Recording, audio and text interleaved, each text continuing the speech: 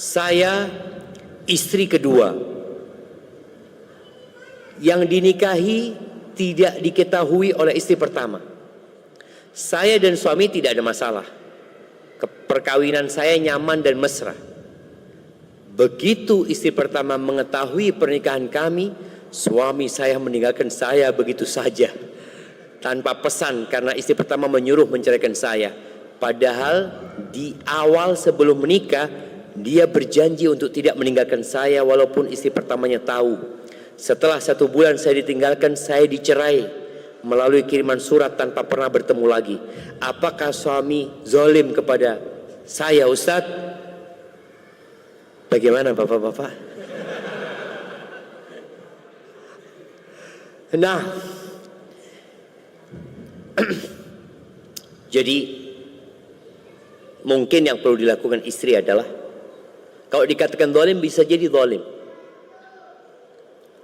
karena dia tidak memberikan nafkah kepada istrinya.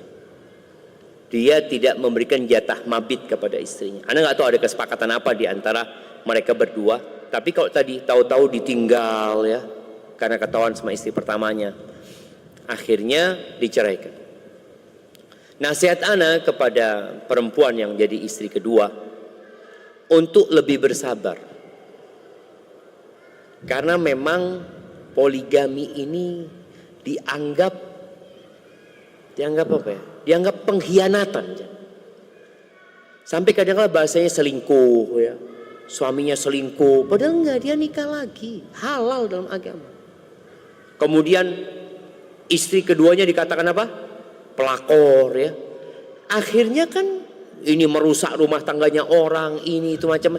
Itu terjadi di masyarakat. Maka nasihat anak kepada para istri kedua untuk lebih bersabar.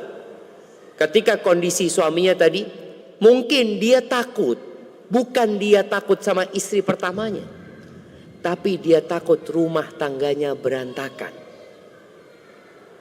Boleh jadi di situ ada banyak maslahat.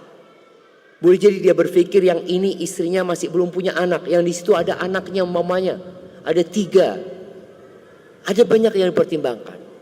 Atau boleh jadi ada suami-suami ini yang dia nggak mampu memberikan nafkah kepada istri keduanya. Istri pertamanya saja dia kasih nafkah nggak lengkap. Artinya nggak sempurna dikasih nafkah. Lalu dia kawin lagi jemaah. Ketahuan sama istri pertamanya, bang, listrik ana yang bayar bang. Ketahuan dia kawin lagi gitu kan. Ini sebuah kezaliman. Kezaliman, dia punya kewajiban memberikan nafkah kepada istrinya. Tahu-tahu dia kawin lagi, padahal dia belum memberikan nafkah yang baik kepada istri pertamanya. Maka kalau dikatakan zalim, boleh jadi suami ibu zalim. Tapi ya udah, ketika anti diceraikan, jangan akhirnya dada anti jadi sesak. Ada jamaah hal-hal yang harus kita buang dari dada kita. Antum tahu jantung kita ini ada di dada. Ada istilah jadi sempit dadanya karena diisi barang-barang yang nggak manfaat. Kalau kamar antum yang luasnya, nih mahasiswa, kos-kosannya berapa kali berapa?